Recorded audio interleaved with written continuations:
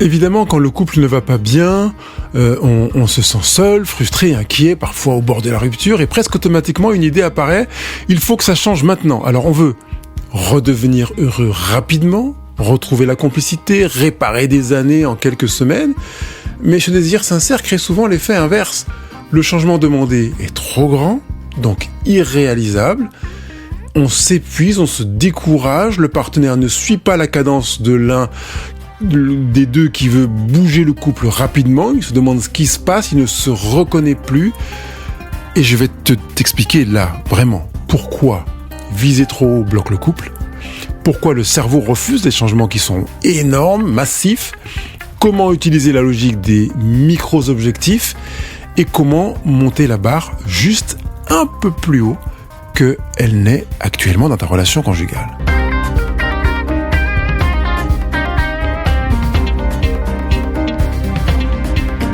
D'abord, pourquoi les grands changements échouent presque toujours ?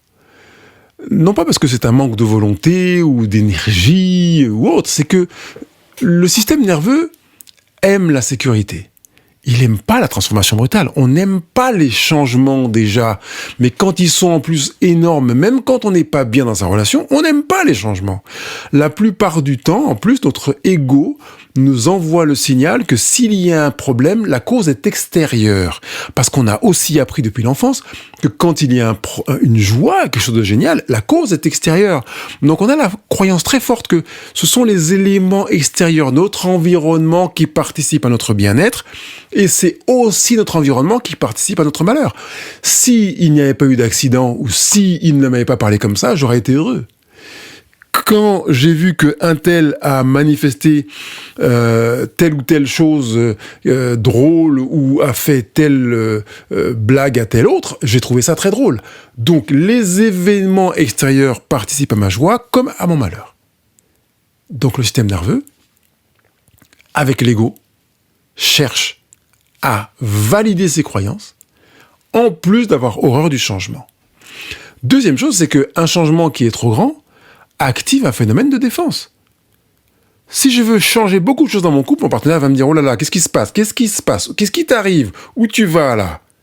Et à ça, je pourrais ajouter qu'on peut se sentir jugé ou insuffisant quand l'autre veut apporter de grands changements. On se demande pourquoi d'aussi grands changements, il n'y a pas péril en la demeure, ça va quoi.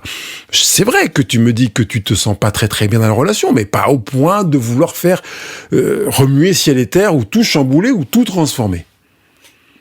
Et on pourrait même ajouter un dernier point qui est que quand on veut faire de très très gros efforts, faire d'énormes changements, on facilite, on favorise le découragement. C'est dommage finalement de se desservir avec une bonne intention. On veut changer et en fait on s'abîme. Parce que ce n'est pas que vous ne voulez pas changer, c'est que le changement demandé est trop loin de votre point de départ conjugal. Quand tu demandes un changement à ton partenaire, souvent, c'est pas parce qu'il ne veut pas changer. C'est parce qu'il a peur, évidemment, mais qu'il a le sentiment que c'est beaucoup trop pour lui. S'il avait le sentiment que c'était facile pour lui, qu'est-ce qu'il ferait ? Bah oui, tu as la réponse à la question. Il se dépêcherait de changer en se disant, bah oui, ah, tu veux que je fasse ça ? Bah si c'est que ça, on y va. Tu comprends par voie de conséquence que si ton partenaire bloque, c'est qu'il a le sentiment que c'est énorme. Ok, tu vas me dire, mais je lui demande ça, mais c'est pas énorme. Oui, c'est pas énorme pour toi, mais comment savoir si c'est pas énorme pour ton partenaire ? D'autre part, si ça fait sens pour toi, c'est facile d'envisager un changement, mais est-ce que ça fait sens pour ton partenaire ? Le fait que ça ne fasse pas sens pour lui fait que c'est énorme pour lui. Ce n'est pas qu'il ne veut pas changer, c'est que le changement demandé est trop loin de son point de départ, ou qu'il ne fait pas sens. Donc demander à ton partenaire qui ne parle plus de faire une grande discussion profonde chaque soir pour échanger sur votre évolution conjugale. Mais non. Ces résultats, ça met de la pression et il a le sentiment d'échec. Et même toi, tu te dis, bon, ça le fait pas. Donc, vous allez abandonner. Il y aura peut-être même pas une séance complète d'échange qui sera faite. C'est peut-être mieux si vous ne parlez jamais en approche verticale, c'est-à-dire en profondeur, vers le soi, et pas des événements, pluie, beau temps, les enfants et le boulot, d'envisager une 30aine de secondes pour commencer. Oui, j'ai bien dit 30 secondes. 30 secondes, non, je le répète parce que je sais que quand je dis ça, les gens me disent, mais attends, il s'est peut-être trompé, est-ce que vraiment 30 secondes de discussion? Oui, exactement, c'est ce que je te propose. 30 secondes. Intègre qu'il y a une logique qui a été oubliée, c'est celle de progresser étape par étape. C'est une des forces de la méthode CAP, c'est vraiment de travailler par petits pas. On ne vise pas le bonheur immédiat, on vise un niveau légèrement supérieur à aujourd'hui. À peine. L'idée, c'est qu'on ne saute pas une montagne, en fait, on monte une marche. Et puis au bout de quelques mois, on se retrouvera au sommet de la ziggourate ou de la montagne. Et les effets sont très encourageants, parce que du coup, on monte une marche, on a un résultat rapide. Puis on a le sentiment de compétence, on se dit pas, non, monter une marche, ouais, ça va, je peux le faire. Fastoche, comme aimaient dire mes enfants. Et puis il y a une motivation qui est naturelle, parce qu'on se rend compte qu'on a déjà pris de la hauteur, on a déjà progressé. Et grâce à ça, on sème de la sécurité émotionnelle. Parce que le progrès encourage. Quand il est vécu quotidiennement en plus, il est véritablement encourageant. Il sent le parfum du succès. C'est pourquoi je prône les micro-actions, les tout petits pas. On va se mettre de petits objectifs comme on met les petits pas. On va mettre comme objectif le fait de monter une marche. Une seule. Une action légèrement meilleure que celle d'hier. Un tout petit peu différente. Et donc du coup, on va se rendre compte que c'est faisable. Que ça ne menace pas le couple. Qu'en plus, on peut le répéter encore. Et on peut observer, on se voit le faire. Et on nourrit un véritable encouragement. Grâce à ça, un couple se transforme. Non pas parce qu'il a fait des changements colossaux, mais parce qu'il a accumulé de micro-actions qui sont quasiment invisibles. C'est l'ordre du nano-changement. Je me souviens du film Astérix Mission Cléopâtre, dans lequel Jamel Debbouze joue le rôle de l'architecte, qui est chargé de construire un nouveau palais pour Cléopâtre avant l'arrivée de César, pour éblouir Rome devant la puissance égyptienne. Et il est dans le désert en train de compter les pas pour essayer de mesurer la dimension du palais. Et il a dans sa poche des semences de palmiers que lui a donné Panoramix, sur lesquelles il les a trempées dans une solution pour leur donner un pouvoir magique. Et du coup, quand il plante un palmier, il lance la graine par terre, paf, il y a un palmier qui pousse. D'un coup, un autre palmier. On voit une allée de palmiers qui se met en marche comme ça, en poussant d'un coup, parce que grâce à ces graines qui ont été maraboutées, pourrais-je dire, par la potion magique de Panoramix, évidemment, il aura une facilité à voir grandir et changer le paysage.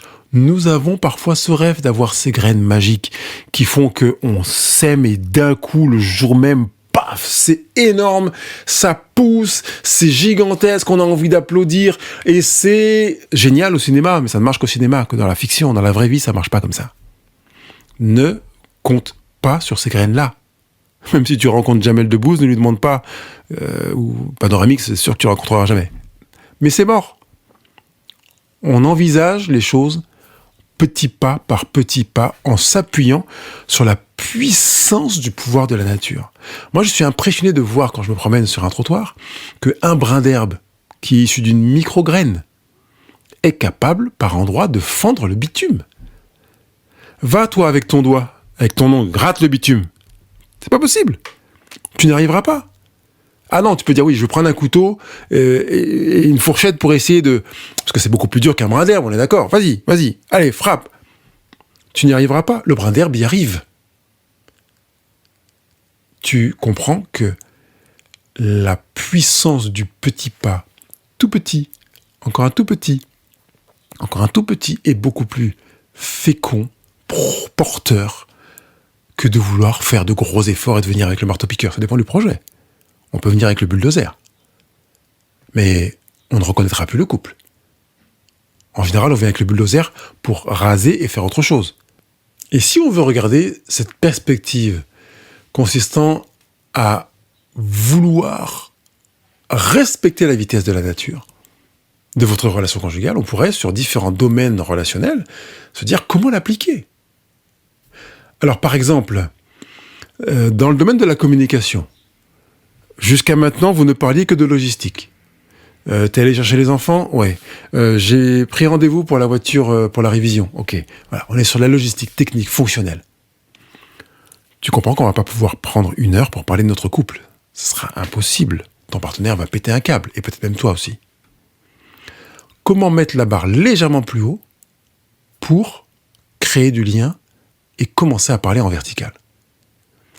Poser une question personnelle par jour en allant sur 30 secondes à 1 minute. Une seule. On pourrait être tenté de se dire « Ah, il a répondu, super, je vais en poser une autre. » Non, une seule, j'ai dit. Jetez à l'œil. Une seule. Petit pas, une marche. Comment s'est passée ta journée ? Je fais exprès de dire ça. Ceux qui m'écoutent en coaching vont dire « Pascal, pourquoi tu dis ça ?» Mais je fais exprès de dire ça. On n'est pas en coaching. Alors, comment s'est passée ta journée ? Eh bien, écoute, ça s'est bien passé. Ouais, ça va. Okay. Donc ça, c'est la question habituelle. Maintenant, j'ai posé la question nouvelle. Qu'est-ce qui fait que pour toi, ça s'est bien passé ? Ou bien, c'est quoi finalement pour toi une journée qui se passe bien ? J'ai posé une question. Je pose ma question basique pour créer le contact. Je pose ma question différente pour mettre la barre juste au-dessus de ce qu'on avait l'habitude de faire. En matière de qualité de présence, chacun passait du temps sur son téléphone. Avant, ça c'était jusqu'à maintenant, avant c'était comme ça. Où on rentrait, il prenait son journal, il se mettait ailleurs. Voilà. Un micro pas, un léger changement dans lequel on va mettre la barre légèrement plus haut, c'est de se dire, tiens, et si on passait 5 minutes sans écran, ensemble ? Prépare-toi à ce que ça ne fasse pas sens pour ton partenaire. Oui, 5 minutes sans écran, pour quoi faire en fait ? Pour être sans écran ? Tu sens la frustration.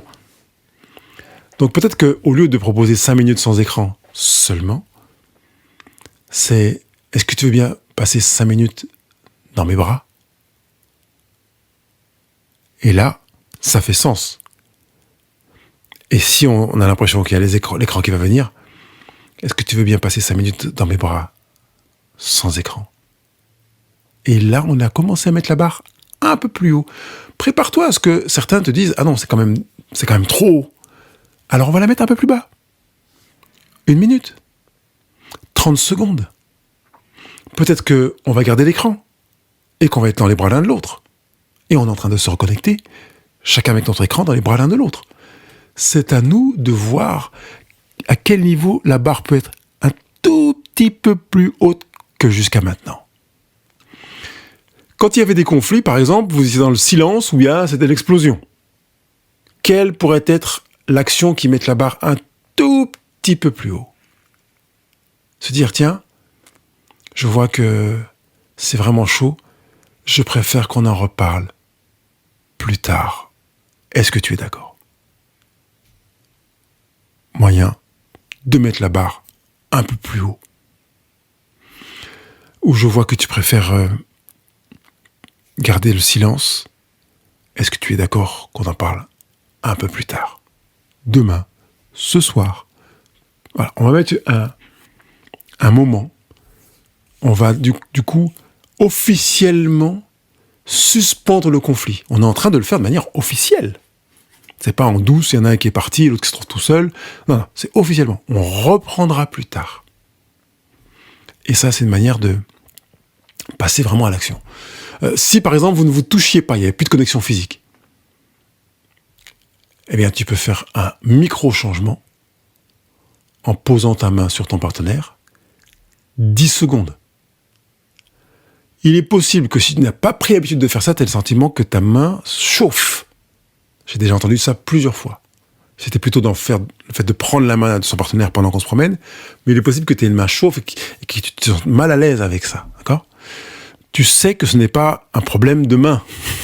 C'est pas ta main qui chauffe. C'est pas ton partenaire qui chauffe. C'est ton ego qui t'envoie un signal pour te dire, oh là là, est-ce que t'es pas en danger là? Parce que, oui, voilà. Alors, tu peux rationnellement te dire, ou répondre à ton ego, et effectivement, tu as raison, mon ego, mettre ma main sur la nuque de mon partenaire, c'est très très dangereux, on sait jamais, il peut peut-être se tourner et me mordre. Et tu peux en rire si tu veux. Ou bien tu peux de manière très sérieuse te dire, il n'y a pas de danger là. Hein.